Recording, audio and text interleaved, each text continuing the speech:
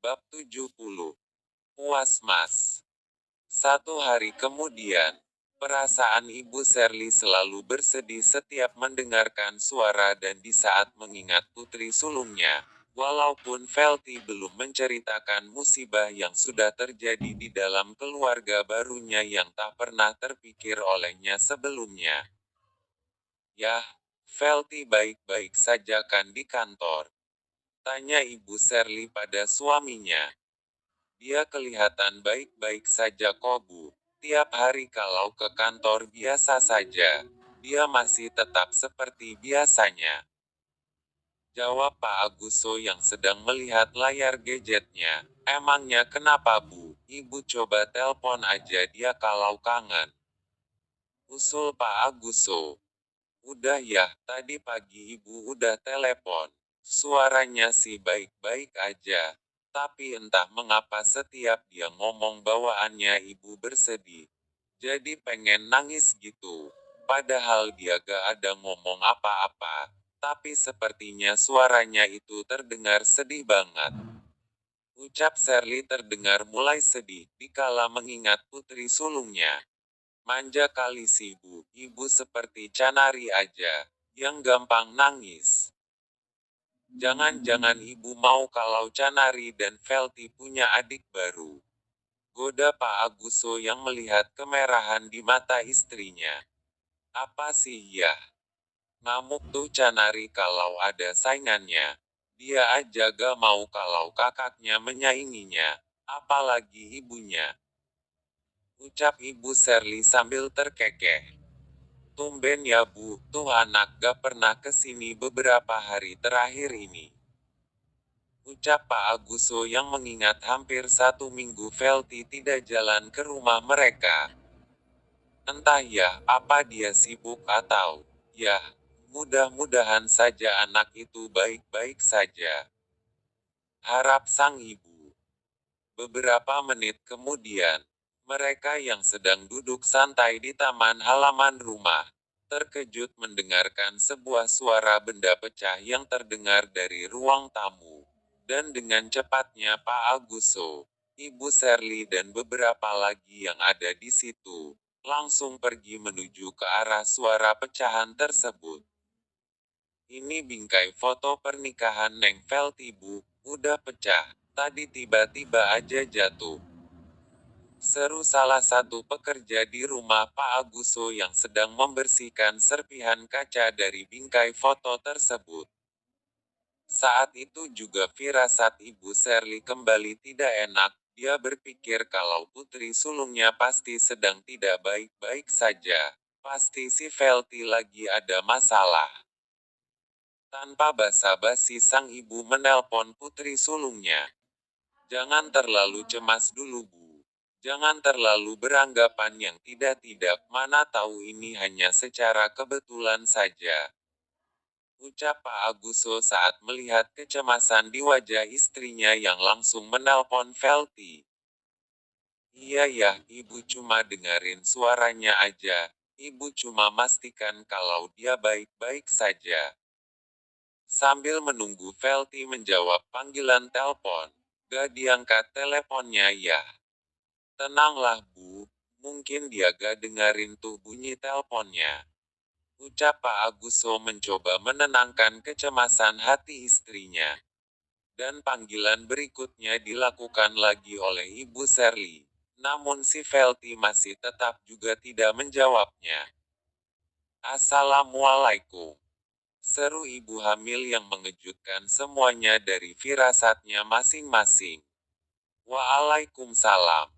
Semuanya menjawab dengan kompak.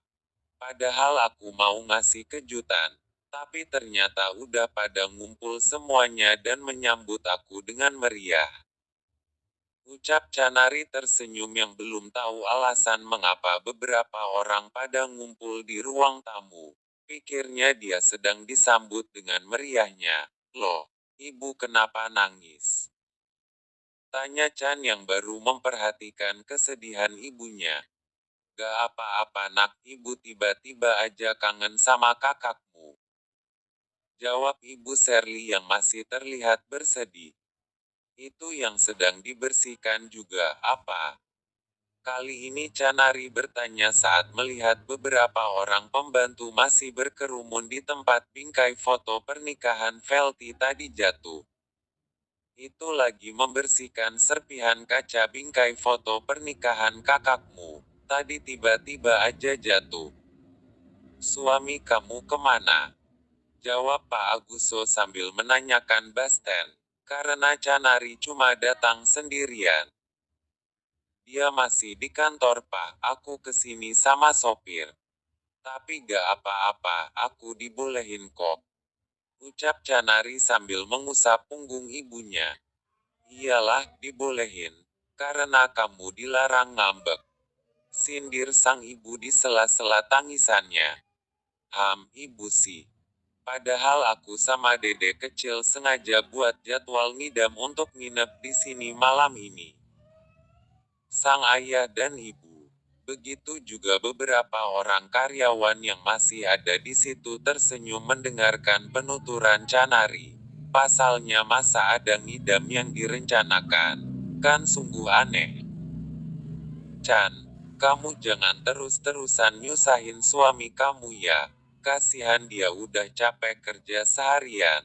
Dan pas pulang kamu kerjain dia dengan ngidammu yang aneh-aneh saja. Kasihan mantu ibu. Saran sang ibu.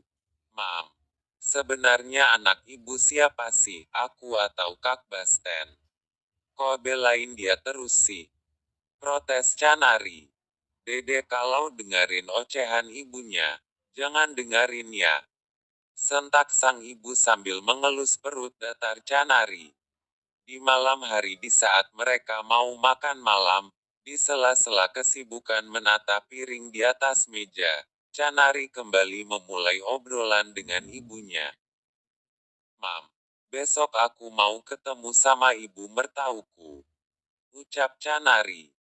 Ibu Shirley menatap wajah keseriusan Canari dari perkataannya. Pasti Saumi kamu melarangmu untuk ketemu ibunya jika ia tahu.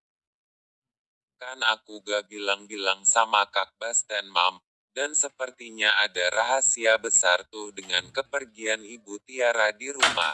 Karena kemarin pas kami nelpon, ucapannya sangat benci saat menyebutkan nama Keh Joko. Sepertinya ada sebuah fakta yang sedikit ia takuti untuk diungkapkan mengenai Keh Joko. Canari menjelaskan lebih dari setiap pertemuan mereka Ibu Tiara. Itu tugas kamu. Bagaimana cara kamu nantinya ceritain dengan suami kamu? Yang pastinya jangan dengan emosi. Karena kamu tahu sendiri sifat suamimu yang bertolak belakang dengan ibunya. Dan semoga saja kamu menjadi jembatan untuk mendamaikan kembali hubungan suami kamu dengan ibunya. Saran bijak sang ibu. Sebenarnya Mam, aku takut loh. Takut jika penyebab sesungguhnya mereka pisah. Mereka kacau di keluarga. Itu karena kakek Joko dulu. Kamu jangan takut, selagi niat kamu baik, pasti semua sudah diatur oleh Yang Maha Kuasa. Sang ibu memberi dukungan. Di sela-sela obrolan mereka, tiba-tiba sebuah sapaan mengejutkan mereka. Assalamualaikum. Sapaan Basten. Waalaikumsalam. Jawab sang istri dan ibu mertua kompak. Namun Canari terlihat masih canggung saat melihat suamina. Dia takut jika obrolannya barusan tentang Ibu Tiara dengan ibunya semuanya didengar oleh suaminya. Tapi kelihatannya Basten belum mendengarkan obrolan mereka barusan. Terlihat dari cara Basten mendekati langkahnya menuju meja makan itu. Kok gak bilang-bilang Mas, kalau mau kesini sih, bikin kaget aja. Ucap Canari sambil tersenyum, seraya menetralkan perasaan canggungnya. Kangen. Jawab Basten sambil tersenyum manis. So sweet. Aku juga kangen Mas. Canar langsung menghampiri Basten dan keduanya langsung berpelukan. Apakah aku ini pohon pisang di mata kalian? Sentak sang ibu yang tiba-tiba dicuekin oleh anak dan menantunya, dan langsung berpelukan mesra di depan di hadapannya.